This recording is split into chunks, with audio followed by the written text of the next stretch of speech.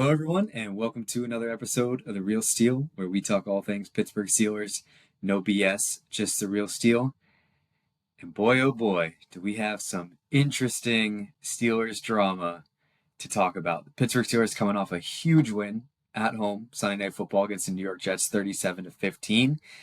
I'm joined, as always, by my co-host Polt to talk about this. It's going to be a short episode, but nonetheless, we're going to run through things a little bit and I think obviously talk about our quarterback, Russell Wilson.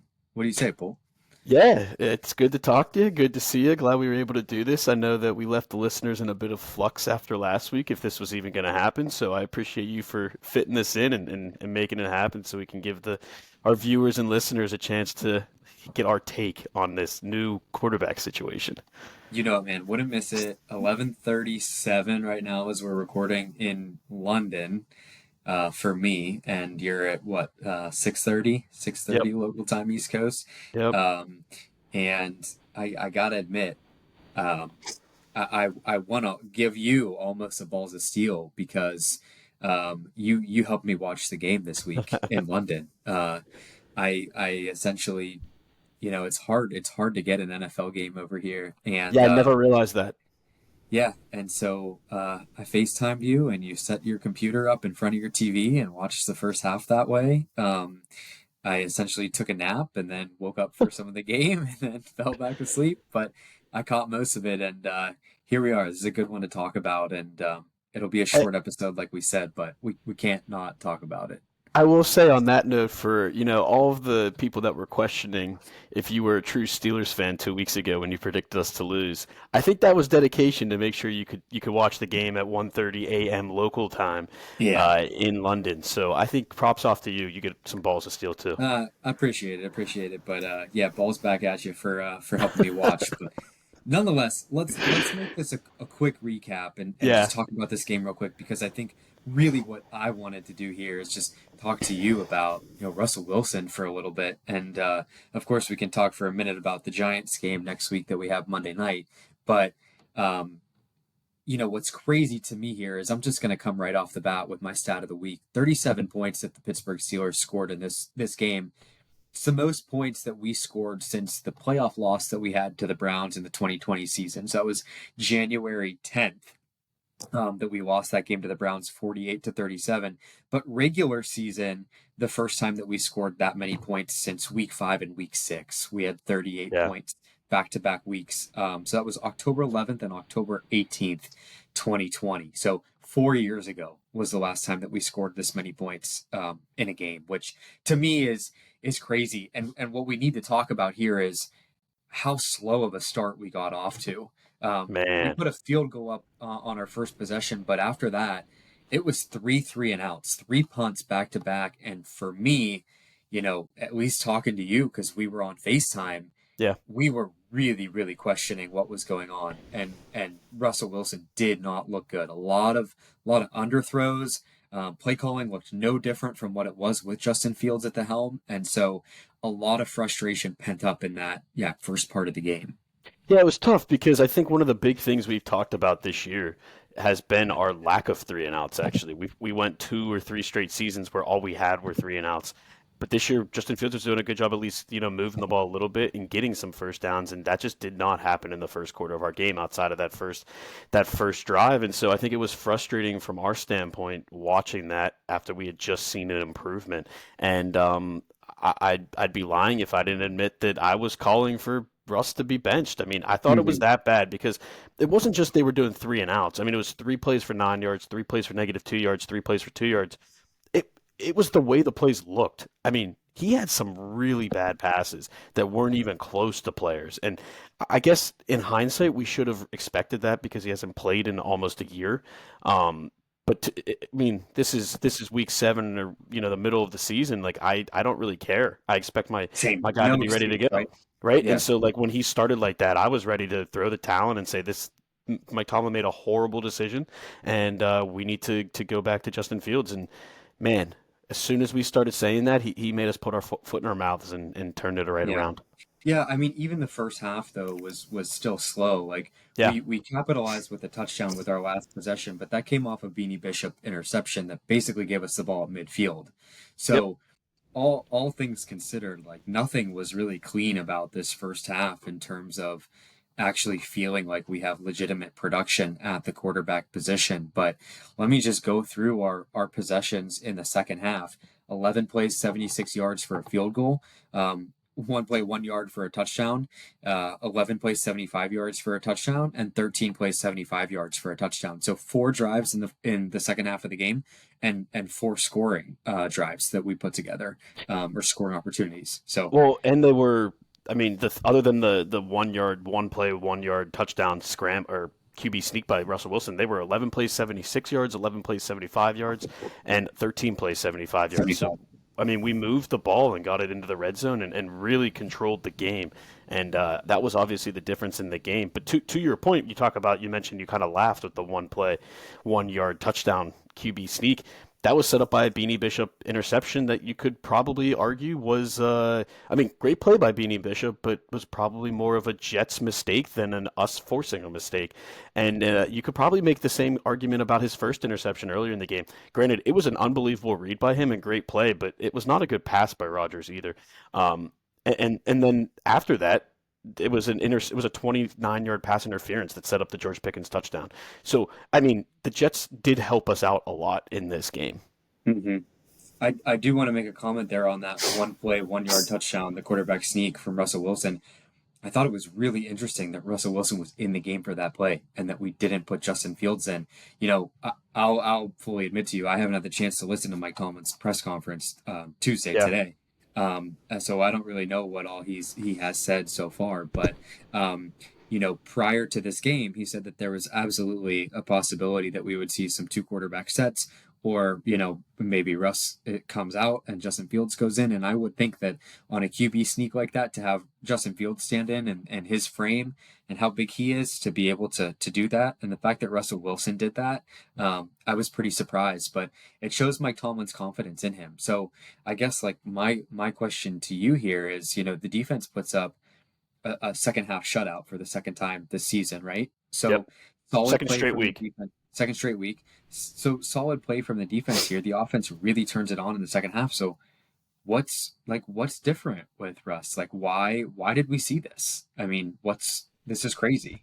Yeah, I mean, if we're just going to get right into Russ, I think, to me personally, when I watched the game, I felt like there was maybe a handful of throws and plays that he made that I wouldn't expect Justin Fields to make. And I, Hmm. and I, and I thought that was There really were it. there were some. Yes, That's a key, I think there right? were like 4 or 5 throws or plays that Justin Fields wouldn't have made. But to me, in the moment, that didn't seem like that much or enough to really move the needle as much as it did.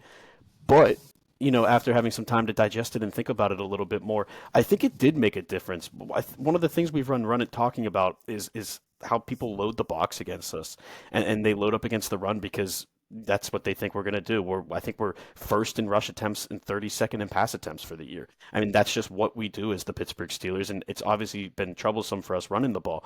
But with Russ's ability and willingness to throw the ball downfield, I think it did open up some holes in the running game and give us some opportunities that we weren't getting with Justin Fields. And it's not that Justin Fields maybe couldn't do it.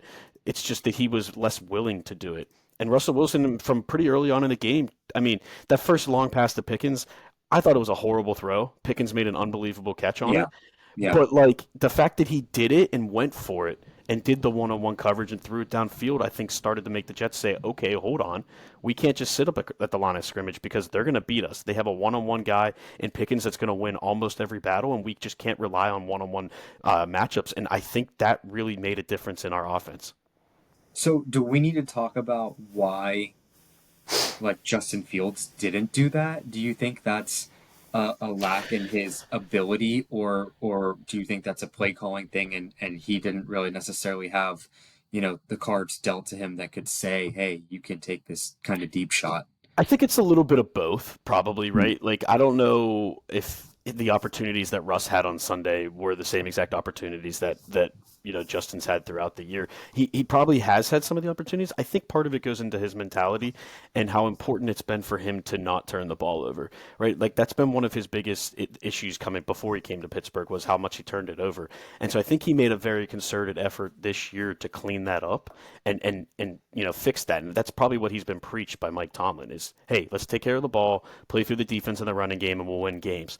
And so I feel like he had a little bit more to go in his career, right? He had to make that adjustment to, hey, I need to keep like care of the ball and not maybe force it downfield. And now he's able to maybe take the next step into being able to let it loose and sling it a little bit. Whereas Russell Wilson doesn't really care. I mean, he's a veteran. He's been doing this for a long time, and he's always been good at slinging it. So he just comes in and just, I think, is just more willing to do it. So I do think it's probably just the nature of how they play. Um, Makes sense. but yeah, So stat line, Russell Wilson, completion percentage not too great, 16 to 29, 264, but 2 touchdowns, sacked once. Overall, good day through the air, right? He's getting George Pickens the ball 5 times for 111 yards. That's that 100-yard game that we wanted to see from Pickens. He yep, spread the ball around. Pat Fryermuth got involved. Calvin Austin had a big play in the fourth quarter. Darnell Washington, we ran that tight end play four like times. 4 times. But Van Jefferson, 2 catches for the touchdown as well. I mean, that was exciting to see, right? And then throws to the running backs as well. So spreading the ball around, and like you said, I just wanted to mention that it made the Jets have to respect the pass, right? So Bingo. ultimately, we were able to finish with 149 yards on the ground, 100 for Najee and 44 for Jalen. So good run production as well. Yeah, and you talk about the completion percentage not being good. He had 13 incompletions to 16 completions. 10 of the incompletions were in the first half. His second half stat line was actually phenomenal. 8 of 12 for 119 yards, 1 touchdown, and a 126.7 passer rating. So I guess we should have expected it to be a little slow. He was a little rusty, but I mean, man, he figured it out in the second half. Yeah. Well, we've been playing a lot better in the second half, generally speaking, as a team. So I'll be honest with you. Here's my biggest concern. My Yeah. biggest concern is Monday Night Football at home. We're playing the New York Giants, and we open up slow again and have a really slow first quarter, and maybe it bleeds into the second quarter, whatever it might be. That's a concern for me because I get the argument that you're saying, hey, it Yeah. took Russ a little bit of time to knock some of this rust off. I still think that's kind of I don't love that because again, it's week 7. He's a seasoned NFL quarterback, and if he was ready to play, he shouldn't have had that much rust. Nonetheless, that's fine. If that's what it took, that's what it took. But going into next week, you should not start this game stale. And I really, really hope that that's what we don't see, I guess. Yeah, and it's funny you say that, and since you haven't watched the press conference yet, I can clue you in. That was something Mike Tomlin talked about today. He said and I don't have his quote on at the moment, but he did say that he's not happy with the slow starts, and he thinks that needs to be an emphasis moving forward for the offense to be able to pick it up a little bit earlier. Because yeah, we can't just rely on second half, outburst to win the game, and so that is an emphasis in the building. So that's a great point by you. You mentioned George Pickens' stat line. I just have to mention I was a week off on that one. I said 2 weeks ago that he'd have 5 catches and a touchdown. He had 5 catches and a touchdown in this game, so that was pretty cool. The other big thing is we had explosive plays. We had 5 plays of 30 plus yards last night, 4 passes, 1 rush. That's the first time we've had 5 plays like that in a game since 2015. Wow. So say what you want about Russ. I like I said, I think it was only a handful of plays that I thought Fields couldn't make, but he had a gigantic impact on this offense, and obviously the offense just looked better and was more fluid with him out there. So you got to give all the credit in the world to Russell Wilson. You got to give a lot of credit to Mike Tomlin for making that Sure. gutsy decision. Sure. I know I doubted it. I know you doubted it. I know most of Pittsburgh doubted it. And after 1 week, it seems to have been the right decision. Yeah. So it's pretty clear, right? Like Russell Wilson is our guy, at least Yeah, for the for now. foreseeable future this year. Yeah, I think Mike Tomlin did mention earlier that like this is, I don't think he said experiment, but like kind it's of. it's it's fluid, right? Like if Russ didn't play well, I think there were things that could have came up, and maybe it wouldn't be as easy of a decision. But for me, if I'm Mike Tomlin and the Pittsburgh Steelers, I mean Russell Wilson is your guy for now. So um, Yeah, I and don't it know. sounds like that's the game plan, at least through this game and then through the bye, and then I guess we'll reevaluate after, you But know. why would you at this point? I mean, I know I'm kind of eating my words for what we talked about in the last few episodes, but why would you reevaluate at this point? Like now, why would you have the conversation of what more is Justin going to bring? I think it's less of a conversation. It's more a reevaluating. It's more so how does he play against the Giants? If he plays like garbage, then maybe you think this all through. If he plays like he did on Sunday, then yeah, you're right. There is no question. He is the guy moving forward until proven otherwise. So you're right in that regard. It's maybe not an open discussion, but it is only a sample size of one. And like I said, the Jets did kind of help us a little bit, so maybe we let it play out. Before we move on from the offense, though, I do want to mention that drive at the end of the game was unbelievable. We had one drive in the fourth quarter, and it was our 13-play, 75-yard touchdown drive that was emphasized or ended by the Najee touchdown run. That was a 7.5 minute drive. 7 minutes and 27 seconds. They basically gave us the ball back with 8 minutes on the clock, and we drove right down the field. Sure, we scored on fourth down. Whatever. Maybe we should have kicked it. Maybe we should have done something else. Who cares? Let's try to score, and they did, and they iced the game with that. And that's something we've struggled to do. We never do. Right, and that was really cool to see. That was a great engineer drive, and I was really happy to see that. Yeah, I was asleep for that, but Yeah, that's why I that, wanted to bring it up. yeah. I mean, we just aren't accustomed to doing something like that. Eight No. minutes, gosh, we get the ball with 4 minutes and we end up punting it back with 2.5 minutes, Well, think right? about Atlanta, right? I think we did that in Yeah, Atlanta. We punted it back. yeah. So it was a nice change of pace and like up comfortably 2 scores at that point. Yeah. To be able to kind of ice a game um, is unique to this team right now. There's a lot of cool pieces that are involved, and I'm excited. It makes you excited to root for these 5-2 Pittsburgh Steelers that are sitting atop the AFC North with the Ravens. The question that I wanted to ask you is like, I know it's super super early, but what do you think are the implications now for these two quarterbacks moving forward, and not for this season, but do you think this means that like we're done with Justin Fields next season, or like No. Russell Wilson is going to get signed to a longer contract? Like where do you see this going? Because I am a little bit perplexed at the situation. To me, ideal world, you win the Super Bowl with Russell Wilson, he retires, you sign Justin Fields long term, and that's a done deal. But that's wishful thinking. I Yeah. don't know if we'd win the Super Bowl. Also, don't know if it actually happened if Russell Wilson would retire or not. Because clearly he's shown he still has some game left to play, right? If he plays well. So yeah, I'd be curious to know what your thoughts are in terms of our long term future.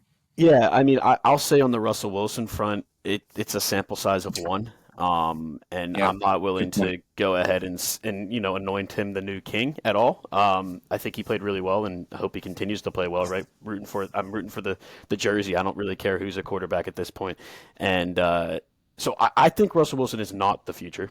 Do I think he finishes the rest of the year barring an injury? Yeah, I do. But I don't think they've given up on Justin Fields. I do think they have plans to have Justin Fields be the guy of the future. And we'll see if he gets another opportunity this year to prove that. But I do think at least some people in the building believe he could be the guy. So I think both sides. I don't know if Russell Wilson's going to be here past this year. I don't think they're going Mm. to want to pay him what he's going to want if he continues to play. And I think they'd want to go younger with a guy like Justin Fields who might have higher upside. So I think Justin Fields being the quarterback moving forward past this year is more likely than Russell Wilson. Do you think there's a chance he would still get a deal done and be willing and open to staying? Yes, from everything you see and everything that's been online, Justin Fields has handled everything very, very professionally and better than I think most people in the league would have. Better than our previous quarterbacks, if you want to talk about Kenny Pickett handled things. He's been a true professional, and I think he really enjoys his team. If you watch on the sidelines, you probably haven't seen much, but that long Pickens catch that I was talking about, that was a bad throw. I mean, he was Yeah. there cheering it from the very moment of the ball being in the air. I think these two guys have really grown to having a good bond with each other and have really helped each other.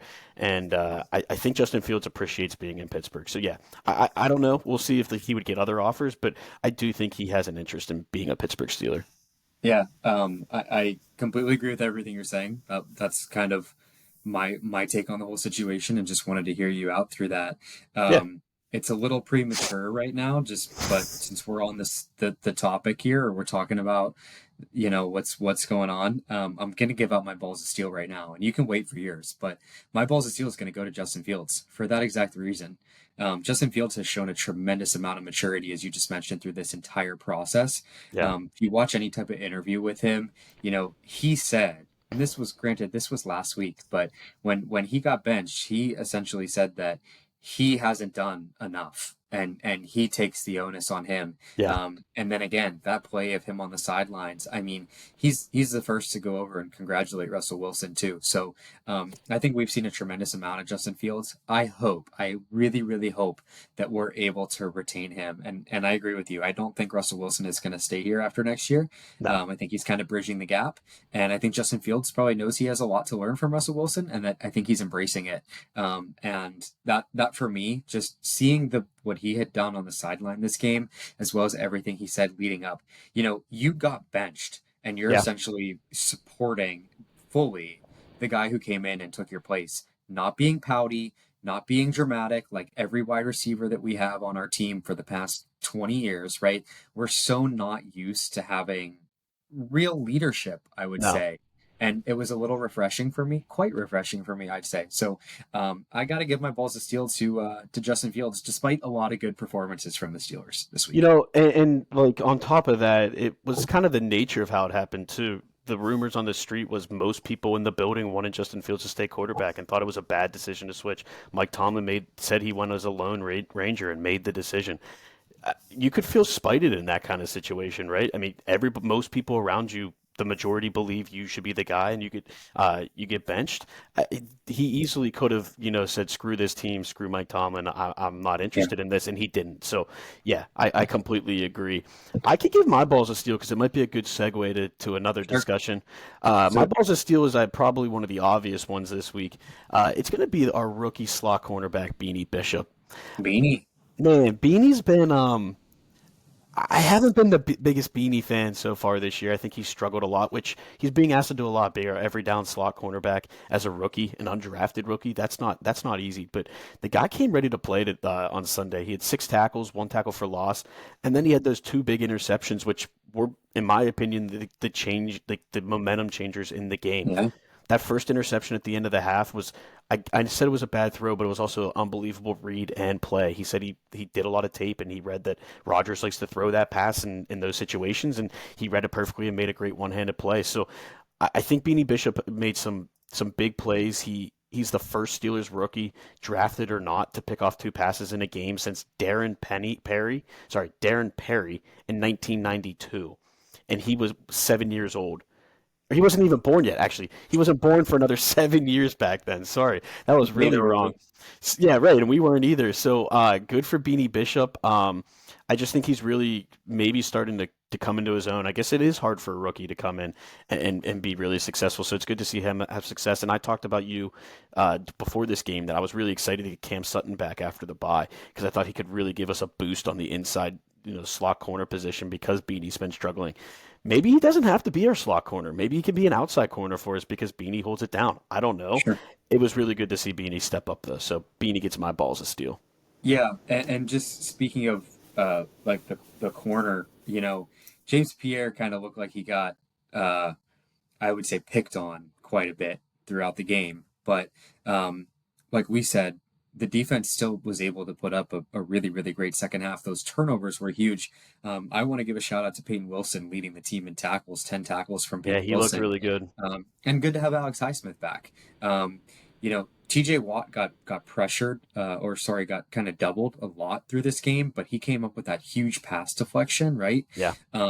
So maybe not as prominent of a game wrecker, but when you have someone who's taking up two offensive linemen or two blockers to essentially, you know, cover you, it opens up the door. So that was great. Yeah, Highsmith had three pressures, two QB hits, and one run stuff. So good for him coming back. First game back, only playing 74% of the snaps. You mentioned James Pierre. He ended up playing 35 snaps, which is 61%. Dante Jackson only got 39%.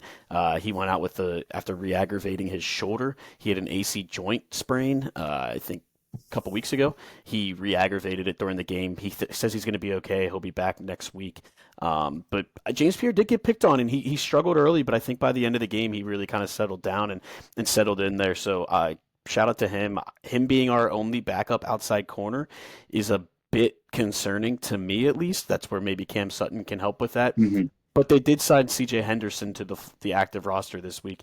Sounds like he was getting some looks on the practice squad, so they had to sign him to not lose him. So maybe he can come in and make an impact as well. Okay. I got to give another shout out to special teams. Like always, we're a special teams podcast. Chris Boswell, 3 for 3 on his field goals and 4 for 4 on extra points. 13 points in that game, continues to be a complete stud. Also on all of my fantasy teams, just racking up points for a kicker. Love it. And great punting by Corliss Waitman, 4 for 184, only an average of 46, but he did pin 3 inside the 20 with a long of 55. So solid punting, again, flipping the field. We talk about this every week, but how important that is. Special teams is huge, not to mention the fact that we blocked an extra point that got called back for a penalty, but it really was a legitimate block. And I think what Mike Tomlin noted afterwards, or you probably haven't seen the officials. The NFL has come out and told Mike Tomlin that was the incorrect call. That was a clean block. So Micah Fitzpatrick gets screwed again. So yeah, second week that happened in a row. Did it happen to him? That happened to him a couple years ago in Green Bay. I know he blocked an extra point. Yeah, but didn't a couple games ago we just have something that the refs admitted was yes, that did happen. I forget what it was, but that did definitely happen. Oh, that was the T.J. Watt strip sack in week 1. Right. Yeah, I mean huge play, right? So yeah. Kind of crazy, but that was awesome. That was awesome. I really wish it didn't come back, or I would wish it didn't get called back, because had that actually transpired how it did, it would have been 13-13 at the end of the half. And right. at the end of that first half, it did not feel like it was going to go in our favor. We were both, feeling pretty grim about that game and the situation that was at hand. So. Well, and then we got to mention the one that counted, the blocked field goal in the third quarter. I think Dean Lowry got his hand there, but to be honest with you, there was like 4 or 5 arms. I mean, I think Keanu Benton's arms were up there, Dean Lowry. So this is where I was going to give an honorary balls of steel to Danny Smith. That guy is a legend. He was so pumped on this. Chomping on his gum, so pumped on the sidelines. To see the whole special teams unit come over and cheer around him was really, really cool to see. It shows how much they trust him and how much they believe in him. And I didn't know this. They don't have an assistant special teams coach at all. So he gets some help, but it's pretty much Danny Smith. And I think he lives and breathes football, and he seems like a true Yinzer. So it's pretty cool to see him and our special teams have success. We're one of the best blocking teams. I saw some stat, I can't find it, that we have like 9 block kicks. It was 9 since 20 something. Right, and most teams are awesome are pumped with 1 block, and we get multiple in a year, multiple in a game. So it's really, really cool to see us be really well rounded on all sides of the ball, all facets. Yeah, no, I love it. It's a good point to mention with the block kick, because that was a gimme. It was a really short field goal too. Yeah, and that would have been a pivotal score, I think, for the New York Jets. So glad that you mentioned that. Kind of slipped my mind. It's a lack of preparation from my end on for this week's pod. A little bit different here, but that's okay. You're doing this from over the pond. Just a few more across the pond. Yeah, my bad. A few more notes here just on defense. I thought you missed this because you fell asleep, but Keanu Benton kind of took over the game at the end of the game. The last drive of the game, he had a pass deflection to give us the ball back with 8 minutes left, and also a QB pressure to force a bad throw. So Keanu Benton kind of took over, which was awesome to see, because we know Cam Hayward's going to be Cam Hayward, but Keanu Benton. You mentioned Peyton Wilson kicking butt. I thought Patrick Queen had another good game. Joey Porter Jr. kind of locked down Devontae Adams. I Yeah, think he had no sure did. catches or maybe one catch while he was covering him. So the defense seems to be coming around. That first drive was tough to see again. I thought this was another game where we were going to struggle defensively, but once again they were opportunistic and got us 3 turnovers, and that was the difference in the game. Or was it 2 turnovers and a block kick or three? Let me see. It was 2 turnovers, but 2 turnovers and a block kick. So good job by the defense. Keep winning that margin. So what pissed you off? You have a jag off? Yeah, I got a jag off. You're gonna hate my jag off, but I think it's pretty fair. I think it's Okay. pretty fair. Devontae Adams gets my jag off of the week. And you want to Hmm. know why? It's because he was on the Raiders last week, a 2-5 football team. And what did we do? We went into Vegas and we beat them. Then during the week, he has his opportunity to get traded. The Steelers were in on him. The Steelers wanted him. What do you say? I want to go to the Jets, a 2-4 football team, and play with my buddy Aaron Rodgers. He comes out, has 9 targets, 3 catches, 30 yards, and his biggest play in the game was stopping Beanie Bishop from having a pick six. And now he's on another 2-5 football team. He got beat back to back weeks by the Pittsburgh Steelers. I think that's the definition of a jagoff. He didn't choose us to play for us, and then he got beat twice. Devontae Adams, you are my jagoff. All right, that's a good one. You I'll also give you missed that. what he That's a said post game too. He said the team lacks effort, and that's been their problem all year. The dude's been there under a week. Give me a break. All right, well. there's my rant. Hey, that's the one. That's the one time I'll give you a pass Thank for you. picking a non-Steeler. Um, to counter that, I'm gonna be not a hypocrite, but I don't really have a good jagoff. I'll be totally honest with you. What I'm gonna do is I'm gonna give it to the freaking play action boot to Darnell Washington that we ran 4 freaking times. And after we ran it once for 18 yards, we ran it a second, third, and fourth time, and the Jets picked up on it every single time. So I think repetitive play calling, particularly in that play action boot to the tight end, um, yeah, that was the one thing that kind of irked me, I would say. You know what's funny? I kind of wish you would have been up for this. The last drive that we drove We seven did and it a half again. minutes. No, no, no, but we had I don't know 3 or 4 toss plays. We just kept running the toss play back and back over and over again. So that was pretty funny. Repetitive play calling. I agree with you. It does seem to be a problem. Yeah, it does. Repetitive and predictable is probably a common theme here. Yeah, It's I agree. it's a little frustrating, but okay. I know we're close to the amount of time we wanted to take for this episode. What else you want to say Two about things. this I team? want to give you some injury news. Corey Trice is eligible to return. There's no news on if Oh, he will return, but he is eligible to return this week. good stuff. Maybe we'll get him. Like I said, C.J. Henderson was signed to the active roster, so there's another cornerback. Hopefully, he can make a difference. Already rolled out per Mike Tomlin this week. Montravis Adams, he's out. Who could return is Tyler Matakevich and Cordero Patterson, and then he expects Demonte KZ and Dante Jackson to play. Um, so Okay. that's a pretty good recap of where we are with injuries, I think. Other than that, I don't think there's anybody else. The other big thing I wanted to mention, and it's we're back on the roller coaster again. I don't know if you've seen this, but there's another big name wide receiver on the market, and the Steelers are being rumored to be interested, and that Cooper is Cup. Cooper Kupp. It ain't gonna happen. You don't think? No. Well, I mean, it hasn't happened all season with name five wide receivers that were in the mix.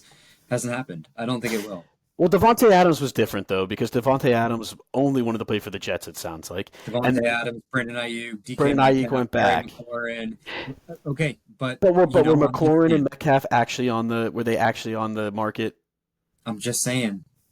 Supposedly they're asking for a second round pick, and they are willing to eat some of his salary. And somebody looked this up, and it actually Spotrac tweeted this out that it's a very Pittsburgh Steeler esque contract. He's making 9.1 million guaranteed this year. It goes up to 20 for the next 2 years, but only 5 million is guaranteed total in the next 2 years. So it's something they could get out of after this year. Try to get him for a Super Bowl run or something like that, and cut ties with him once he turns 32 years old. So I'm not saying it's going to happen, but I'll drink the Kool Aid again and now follow it. And see, when we don't get it, I'll be disappointed, and we'll just this is like a wash, rinse, repeat kind of thing. But I just wanted to mention that rumor's floating back out there.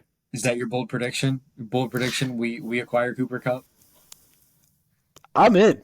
Yeah, my bold prediction is we require Cooper Cup. Does it happen this week? I don't know. But yeah, that's it. I like that. Thank you for giving me a bold prediction. Now I don't have to think of one. Okay, I'll think of mine in a couple thoughts. Um, I do also want to mention, just closing this out, I have no stats to back this up, but the offensive line sure looked like they played a lot better, and especially Mason McCormick looked like he had a really strong game. So that was refreshing to see some good play out of the offensive line. Yeah, early on in the game they struggled a little bit, but they really turned it around in the second half. Again, this is where I think throwing the ball downfield helps them. If you look at some of the videos online, there were some big time holes for Najee Harris to run through. Which shout out, the guy had another 100-yard game. Good for Najee Harris running the ball really well. I'm trying to find the stat for that. I can't find it, but. Yes, Mason McCormick played really well. I think he had like 31 snaps and no pressure. So Awesome. really good. Yeah, that's what it was. 31 pass snaps and zero pressures allowed. So good for him. He is a Pittsburgh guy too. If you saw him celebrating, he was having a blast at the end of the game, celebrating and just going off. So that was cool to see. Love it. All right, let's talk Jets for a couple minutes. Sound good? Giants. Sorry, Giants. We just beat the Jets. New Yeah, York let's go Jets, beat New another York New York Giants. team. Okay, Monday Night Football. New York Giants. They are another 2-5 team. Um, Again, we talked about how the front half of our schedule is a little bit lighter, at least record wise, and on paper, it's certainly kind of panning out to be that way. Giants 2-5. We're 6.5 point favorites at home with an over under line at 36.5, which we just scored 37 points. So I might be a little enticed to sprinkle some money on the over here this week. Not a bad pick, but the Giants, obviously a team that has struggled this year, losing Saquon Barkley. They have a really good rookie wide receiver in Malik Neighbors. But outside of that, I don't know too much about this New York Giants team, and I don't know a lot about what their identity is. So I'm going to lean on you here for some stats. Yeah, they're a pretty bad offensive team with Daniel Dimes, Danny Jones, I guess, is the quarterback. But Malik Neighbors is a stud, so we will see how they do. We fare against him. They are 30th in the league in points scored. They score 14 a game, so not very good. In reference, we are 16th in the league, scoring 23. So passing yards are 23rd, and rushing yards are 25th. So again, not a very good offense, but their defense is pretty good. They're 12th in the league, giving up 21 points a game, 6th in the league against the pass defensively, but 25th against the run. So if we can have Russell Wilson open up the field a little bit for us with some downfield throws, maybe we can run all over them. Saquon Barkley, I think, just had 170 some yards running against them, Yeah. ran all over them. So hopefully we can ground and pound a little bit and have another 100-yard game for Najee Harris. Yeah. So my bold prediction last week was that Jalen Warren would have better production than Najee. That didn't happen. But Jalen Warren However, played well. Jalen Warren did play well. And I think I'm going to stick with my bold prediction of Jalen Warren getting a touchdown in this week. Not too bold, but I think it's going to happen. He's back. He's healthy, and he makes Najee so much better. I think when he plays, but I think there's a good chance that Jalen Warren's going to get a touchdown in this game. So that's my bold prediction. All right, since you gave me a cop out with the Cooper Cup trade, I'm going to make a bold prediction for this game specifically. I'm going Calvin Austin touchdown. I think with one of the moon bombs that Russell Wilson throws, one of them will land in Calvin Austin's hands for a touchdown. My score prediction. Let's hear it. I'm going back to the well. I know I said last week I wouldn't pick us to score 30 points anymore. We just scored 37. I'm going to go back to the well. I'm choosing us to win the game 30-10. This Giants team is bad. We need to take advantage of that and come out firing and win this game with authority. I want 3 straight weeks of stress-free football in the fourth quarter. That would be unbelievable, so I'm hoping for that. Also, you might not have seen, there's an alternate jersey on Monday night. Bumblebees? Not but the Bumblebees. We're going with Color Rush? the Color Rush uniforms. All right. We are 7-3 wearing those. We did lose to the Patriots, I think, on a Thursday night last year wearing them, but we are 7-3, so hopefully we get some more luck out of the different uniform. Awesome Love the throwback Color uniforms Rush though. unis. Yeah, no, love the blocks, but I love the Color Rush unis. You Yeah. know, a close second to the Bumblebees for me. So, no, just kidding. So yeah, that's my Sorry. prediction. Let's have an Cool. easy game. You know, I thought for a second you were going to throw a 4 in front of that score. Maybe we need to get a few more games behind, No, eh, 30-10. 30-10. All right. Very I'm good. crazy, not that crazy. Okay, sounds good. Cool. Well, we're gonna wrap up here. I mean, this was great to just recap this game and talk a little bit about Russ. I mean, Yeah, I don't think I can say much more than I'm excited now. I mean, I think I ate my words. I think a me lot too. of us did, Me too. but you put it so well, right? We're rooting for the jersey. We're rooting Yeah. for this team. We're not rooting for the player who's at the helm.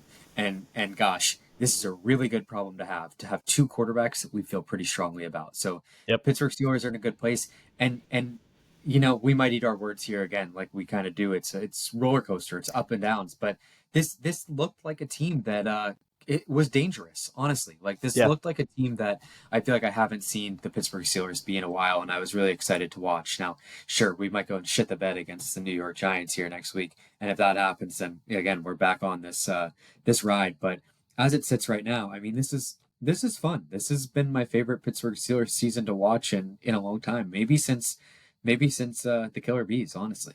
Yeah, I agree. And you had a lot of questions, or we had a lot of questions after that Raiders win. Did the offense really do that well? We didn't know. The offense really played well in this game, so it definitely there's some reasoning to be excited, and I'm excited too. Couldn't have said it any better. So looking forward to watching them against the Giants Monday night. For sure. All right. Well, we thank you all as always for listening, for tuning in. Follow us on social media on Instagram, TikTok, and give us a watch on YouTube and subscribe here. Where is it? Here, It's here, probably maybe there. I I don't don't know. know. Who knows? Give us a subscribe if you guys can. We appreciate it. All right. Thanks everyone. Take care. Peace. Thanks everyone. Peace.